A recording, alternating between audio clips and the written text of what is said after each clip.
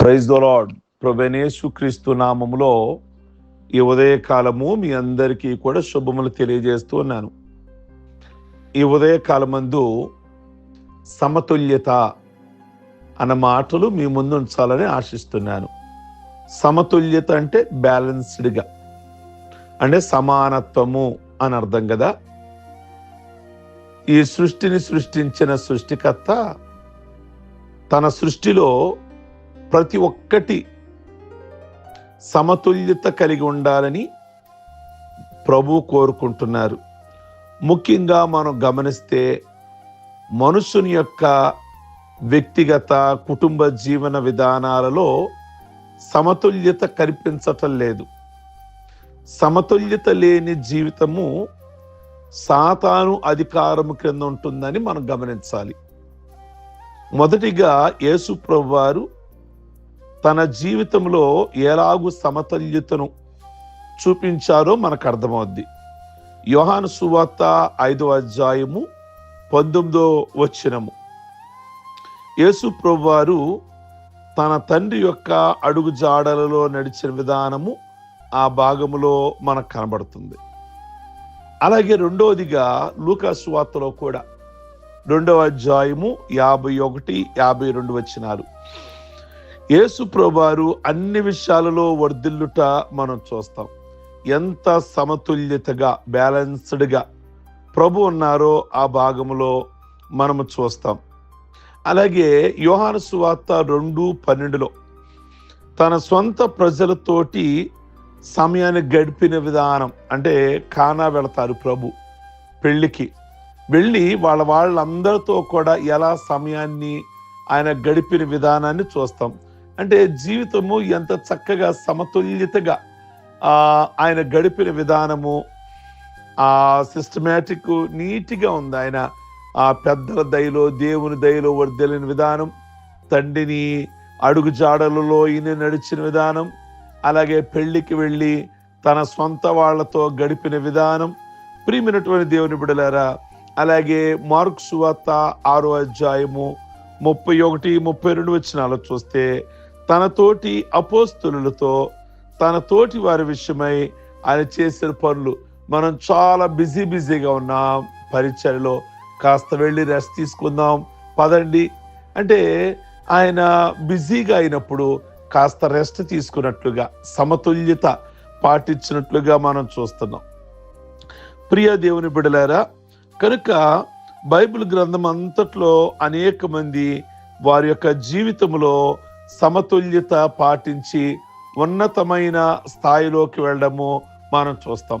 ఎస్తేరు గ్రంథము 2వ అధ్యాయము 10వ వచనము అలాగే 20వ వచనం గమనిస్తే ఎస్తేరు తన జీవితంలో తన పెనతండ్రి మాట ప్రకారముగా జరిగించినందువల్ల ఎలాగూ ఒక ద్వారపాలకుని కుమార్తె నుండి రాణి స్థానం వరకు సంపాదించుకుందో మనం గమనిస్తాం. కనుక ఆ మొర్దుకై ఒక ద్వారపాలకుడు, కానీ వారి కుమార్తెగా ఉండి ఒక రాణిగా 127 దేశాలకి రాణిగా ఎలా అయిందో మనం గమనిస్తే కేవలము మాట వినుట వలన తన జీవితంలో సమతుల్యత కలిగి ఉన్నదని మనకు అర్థమవుద్ది. నిజంగా ఒక పెద్ద ఆయన మాట విని, ప్రియ దేవుని బిడ్డలారా, ఒక ఈ స్థాయి నుండి చిన్న స్థాయి నుండి ఒక రాణి స్థాయికి వెళ్ళింది అంటే ఆవిడ పెద్దల మాటకి, కుటుంబంలో ఉన్న పెద్దల మాటకి, అనుభవం కలిగిన వారి మాటలకి వాల్యూ ఇచ్చినందువల్ల ఆ స్థాయిలోకి వెళ్ళింది అని మనం గమనించవచ్చు. ఎందుకు మన జీవితాలలో సమతుల్యత లేకుండా, బ్యాలెన్స్డ్గా సమానత్వం లేకుండా పోయిందో మనం చూడాలి. అనేక మంది జీవితాలలో సమతుల్యత ఎందుకు ఉండటలేదు, సమానత్వం ఎందుకు ఉండటలేదు అంటే ఫస్ట్ లోక సంబంధమైన వాటిని, అంటే మనం ఎక్కువగా మత్సరము, యాకోబు చెప్తాడు 3:16లో మత్సరం, వివాదాలకి దారిస్తాం, అల్లరికి చోటిస్తాం, నీచ కార్యాలు మన జీవితంలోకి అనుమతించినప్పుడు వాటి వల్ల మనము మన సమానత్వాన్ని, సమతుల్యతను పోగొట్టుకుంటున్నాం. ప్రియ దేవుని బిడ్డలారా, దేవుని యొక్క జ్ఞానము నడిపింపు మీద ఆధారపడకుండా వీటి మీద ఆధారపడటం వల్ల, వీటి మీద మత్సరం ఎక్కువగా మన జీవితాల్లో, అసూయలు లేదా ఎంతసేపు గొడవలు, వివాదాలు, అల్లరి, నీచమైన అపవిత్రమైన కార్యాలకు చోటిచ్చటం వల్ల మనకున్న బ్లెస్సింగ్ ఆగిపోతున్నాయి.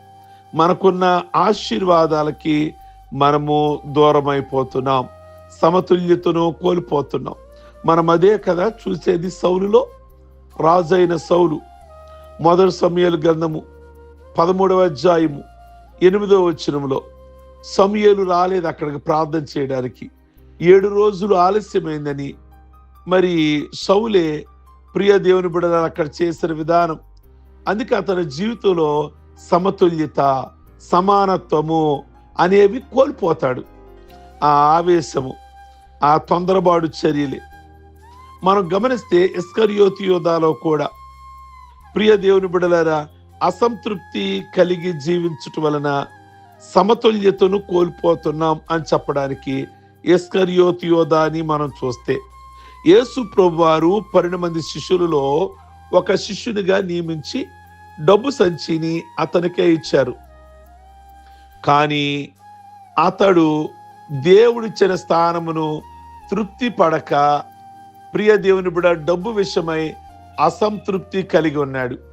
శాపమైన మెట్టులోనికి వెళ్ళిపోయాడు. ఈ దినాలలో అనేక మంది ఇటువంటి అసంతృప్తిని కలిగి ఉండటం వలన సమతుల్యతను కోల్పోతున్నారు. కానీ దేవుడు మనకు చెప్పుచున్న మాట హెబ్రీ 13:5 చెప్తారు. ఏమని చెప్తారు అక్కంటే, డబ్బు మీద వ్యామోహం లేకుండా చూసుకోండి, కలిగిన దానితోనే సంతృప్తి కలిగి ఉండండి. ఈరోజు ఇస్కరియోతు యోధా కలిగిన దానిలో సంతృప్తిని లేకుండా జీవించాడు. అందుకే పతనావస్థలోకి వెళ్ళిపోయాడు, శాపమైన జీవితంలోకి వెళ్ళిపోయాడు. ప్రియమైన దేవుని బిడలారా, దేవుడు నీకు ఒక స్థాయినిచ్చాడు, దానిలో సంతృప్తి కలిగి ఉండడానికి ప్రయత్నించమని దేవుని యొక్క వాక్యం. అలాగే నెబుకద్నెజర్ రాజుకి దేవుడు ఒక స్థాయినిచ్చాడు, అది అతనికి చాలా. అతనిలో గర్వము, ప్రియ దేవుని బిడ్డలారా, కేవలం నెబుకద్నెజర్ గర్వం వల్లే సమతుల్యతను, సమానత్వమును కోల్పోయి ఉన్నాడు అని దానియేలు గ్రంథము 4వ అధ్యాయము 30-31 వచనాలలో మనం చూస్తాం. కేవలం గర్వం అతన్ని ఏమైందంటే, అలాగే బెల్షజర్ జీవితంలో కూడా దేవుని కోపాన్ని మనం చూస్తాము. ప్రియ దేవుని బిడ్డలారా, నెబుకద్నెజర్ గాని అలాగే బెల్షజర్ గాని దేవుడిచ్చిన స్థాయిని మరిచిపోయారు. ఇంకా ఏదో ఎలాగో ఉండాలని, అంటే సంతృప్తి కలిగిన జీవితాలని వారు విడిచిపెట్టేసి ఏదో దురాశ, ఏదో వివాదం, ఏదో గొప్పోళ్ళు అవ్వాలని వాళ్ళిద్దరూ అనుకున్నారు. చివరికి ఏమయ్యారో మనం దానియేలు గ్రంథంలో మనం చూస్తాం. యోగ్యమైన క్రియలను కనబరచటం వలన, అనగా ప్రతిదాని విషయమై దేవుని వైపు తిరుగుట వలన దేవుడు మనలను సమతుల్యతతో ఉంచుతారు. ప్రియ దేవుని బిడ్డలారా, బైబిల్లో చూస్తే మరి దానియేలు గ్రంథము 1వ అధ్యాయము 8-14 వచనం వరకు నెబుకద్నెజర్ బందీలుగా తీసుకొస్తాడు దానియేలుని, అలాగే షడ్రక్, మేషక్, అబేద్నెగో అంటే హనన్యా, మిషాయేలు, అజర్య.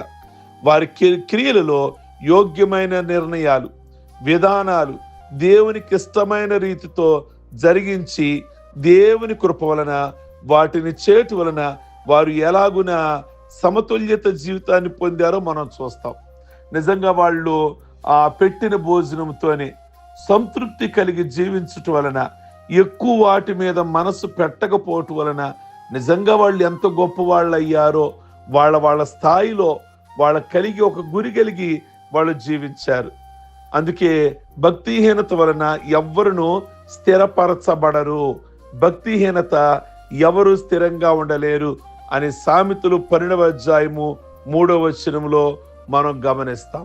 ప్రియమైనటువంటి దేవుని బిడ్డలారా, మన ఆలోచనకి దేవుని ఆలోచనలను ఆహ్వానించినప్పుడు ఆయన మన ఆలోచనలు మార్చి ఆయన ఆలోచనలకి మనల్ని త్రిప్పుకొట్టారు. మీరు చూస్తే 2వ రాజుల గ్రంథంలో మనకు 5వ అధ్యాయంలో నయమాను కనబడతాడు. ప్రియ దేవుని బిడ్డలారా, ఒక చిన్నదాన్ని ఒక మనం అక్కడ గమనిస్తాము. ఇశ్రాయేలు చిన్నది ఎలీషా దగ్గరికి నడిపిస్తుంది, కానీ అతను ఆ మాట వినకుండా వెళ్ళిపోతూ ఉంటాడు. కానీ చివరికి ఎలీషా చెప్పిన పని చేయకుండా తన ఆలోచన ప్రకారంగా వెనుదిరిగి వెళ్ళిపోతూ ఉంటాడు. ఒక దేవుని సేవకుని మాట విని తన ఆలోచనలను తీసివేసి దేవుని సేవకుని ఆలోచన ప్రకారము చెప్పిన మాట చేసినందువల్ల ఎలాగూ తన జీవితము సమతుల్యమైందో తర్వాత మనం చూడగలుగుతాం.